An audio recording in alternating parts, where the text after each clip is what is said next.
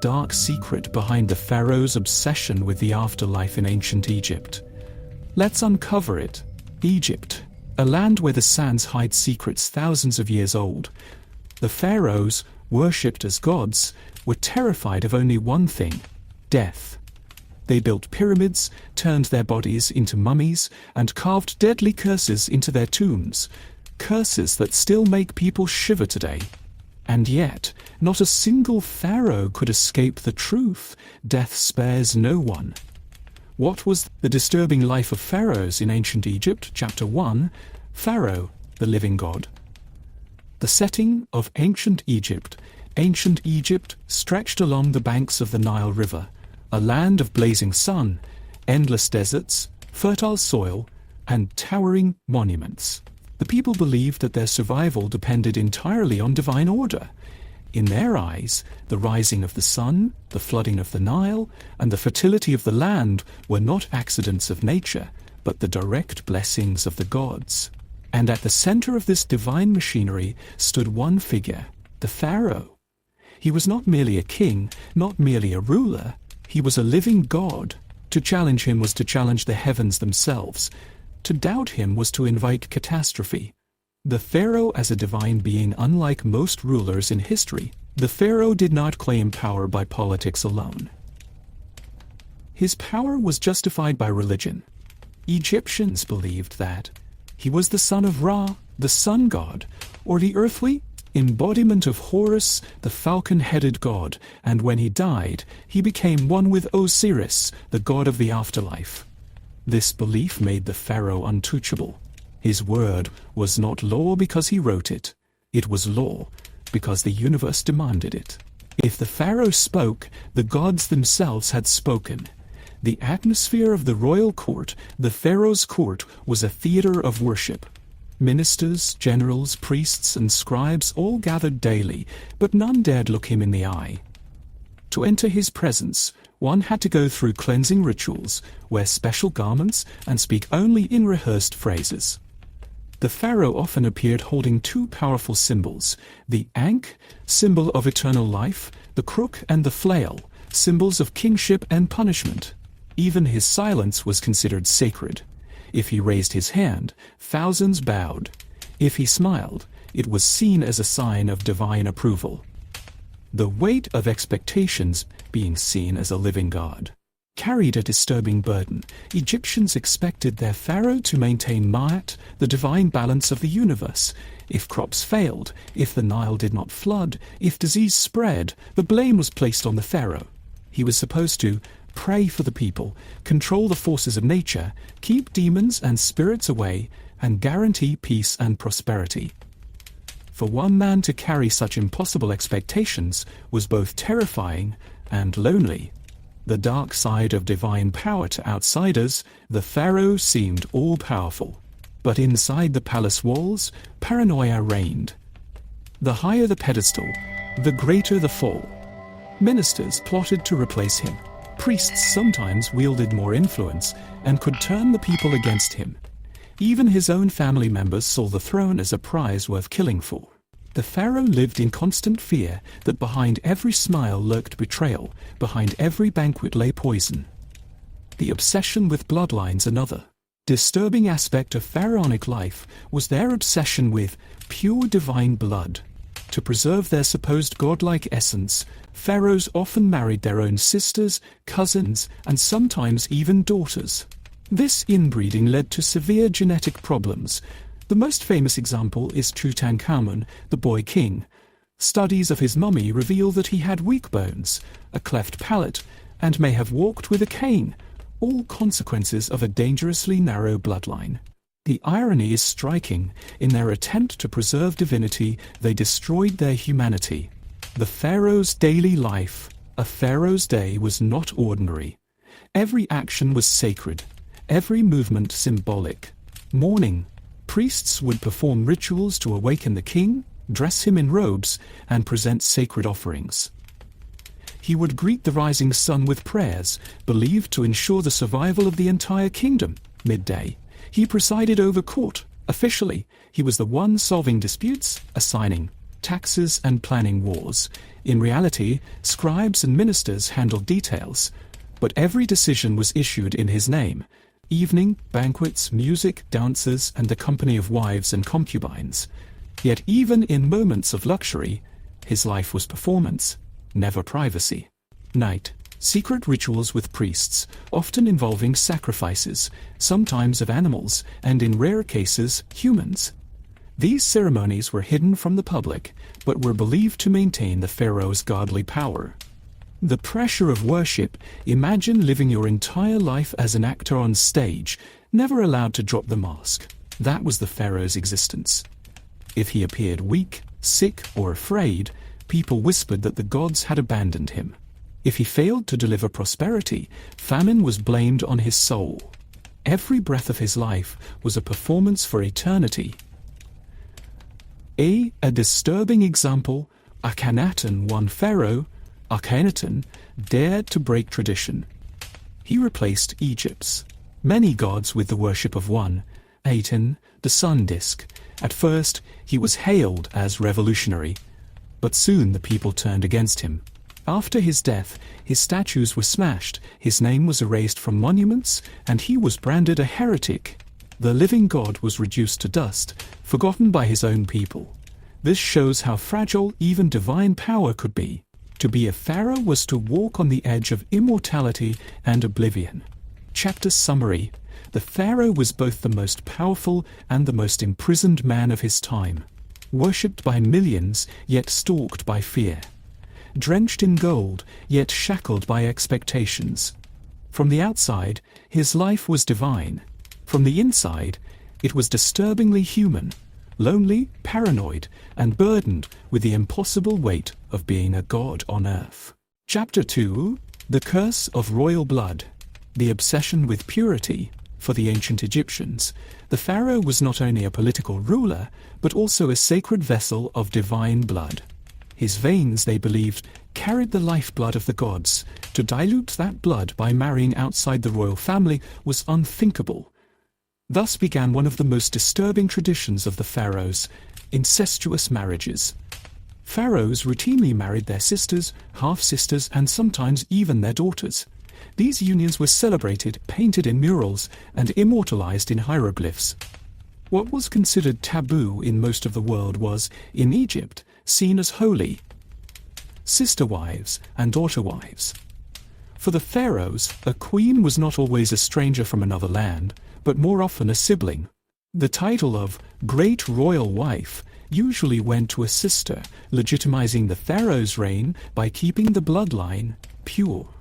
Some went further. Historical records suggest that pharaohs like Akhenaten may have married not only sisters but daughters as well. To them, this was not scandal, it was divine order. To the modern eye, it is disturbing. To the pharaoh, it was destiny. The genetic consequences, centuries of inbreeding, took a terrible toll. While royal artists always carved pharaohs as tall, muscular, and perfect, reality was very different. Tutankhamun, the boy king, is the most tragic example. CT scans of his mummy revealed that he had a clubfoot, cleft palate, and fragile bones. His parents were brother and sister. Some pharaohs likely suffered from epilepsy, scoliosis, or other inherited conditions hidden behind golden masks. Royal children often died young, their bloodline too fragile to survive. The irony is stark. In their quest to preserve divinity, the pharaohs condemned their descendants to weakness and suffering. A prison of blood, while outsiders imagined the royal palace as a place of luxury, for its inhabitants it was a genetic prison. Princesses had little choice. Their destiny was to marry their brothers, bear children, and continue a cycle of frailty. Some resisted. Records tell of royal women who plotted escape, who sought lovers outside the palace walls. But the penalty for defying sacred bloodlines was often death. The golden cage grew tighter with every generation. The religious justification: why did Egyptians accept something so unnatural? The priests provided the answer. The gods themselves had married within their families. Osiris married his sister Isis. Shu married his sister Tefnut. If the gods had done so, then pharaohs, as their children, must follow the same path. To break this cycle was to invite divine chaos. Thus, incest was not only tolerated but celebrated as sacred tradition. Conspiracies and rivalries, but purity brought not only weakness of the body, but poison of the mind. Rivalries between brothers and sisters, sons and daughters, turned deadly. Cleopatra too married her brother Ptolemy VI, then married another brother, Ptolemy VIII, who later killed her son. Ptolemy VIII himself was called Physcon, the Fat, and was notorious for murdering nephews and drowning rivals in the Nile. Behind the facade of family unity lay decades of blood-soaked feuds. The curse of Tutankhamun. Tutankhamun's tragic life has become a symbol of the curse of royal blood. He was frail, sickly, and likely in constant pain. At just 19 he died under mysterious circumstances, some believe from illness, others from foul play. When his tomb was discovered in 1922, archaeologists found over 50 treasures, but the boy king himself lay broken, his body burned by a chemical reaction in the coffin. His short, fragile life was the ultimate price of generations of inbreeding. Captus summary. The pharaohs believed that their blood was divine, but in protecting it, they cursed themselves. What they called purity was in truth a slow poison. Their obsession created a dynasty of fragile kings and queens, trapped in golden palaces, doomed by their own lineage. The curse of royal blood was not mystical, it was biological, and it haunted the pharaohs for centuries. Chapter 3. Life of loneliness and fear. A palace full of people, yet empty. From the outside, the pharaoh's palace looked like heaven on earth. Gleaming walls, endless courtyards, pools reflecting the desert sun. Hundreds of servants, guards, musicians, and priests surrounded the king, but inside the pharaoh's heart, loneliness. Why? Because he could trust no one. His brothers might be plotting to steal the throne. His wives could be secretly loyal to rival factions. His generals might be waiting for the moment to betray him. Every smile in the palace hid a dagger. The burden of divinity. Pharaohs were worshipped as living gods. When they walked in public, crowds bowed, chanting prayers. Statues of them towered across Egypt. But this divinity came at a cost. A god cannot cry. A god cannot be weak. A god cannot confess his fears.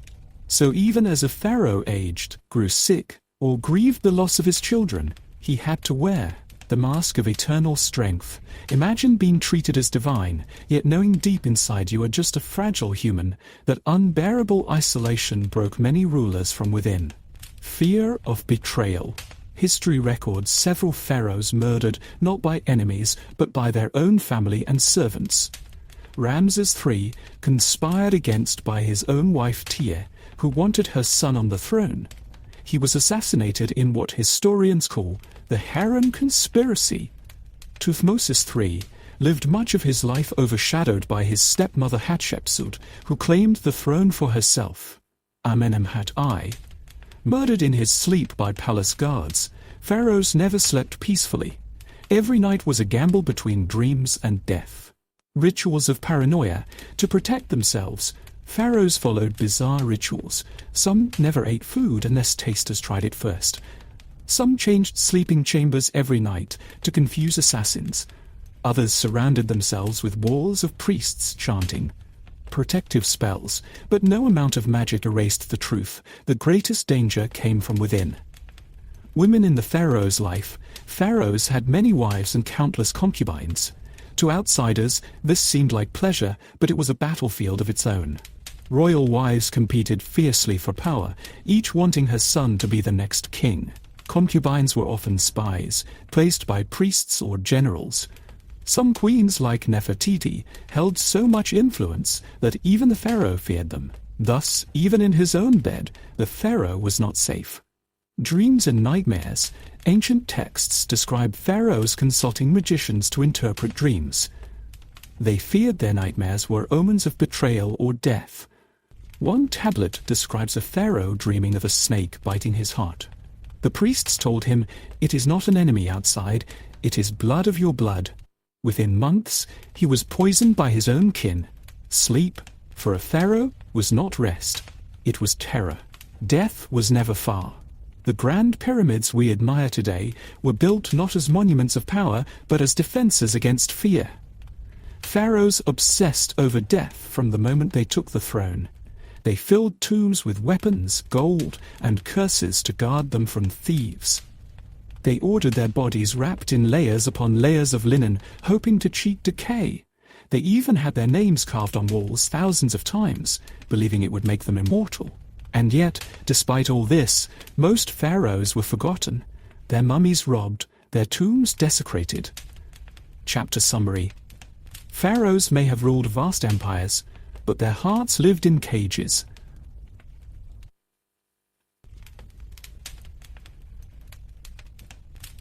Surrounded by riches, they tasted loneliness.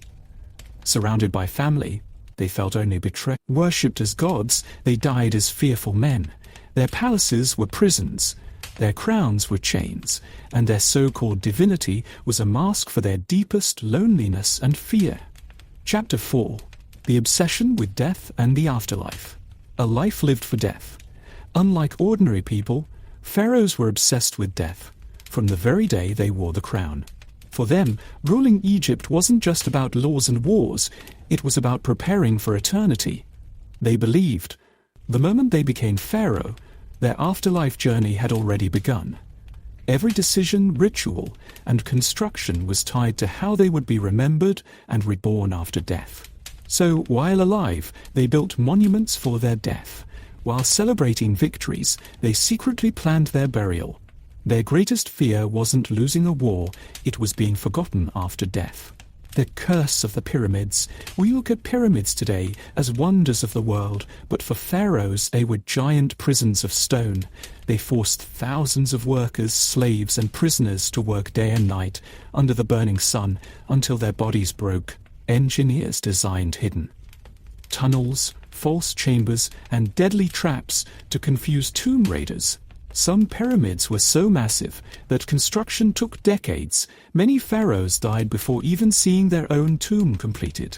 But here lies the disturbing irony. Almost every pyramid was robbed. Despite traps and curses, thieves broke in, stole the treasures, and left the mummies in ruin.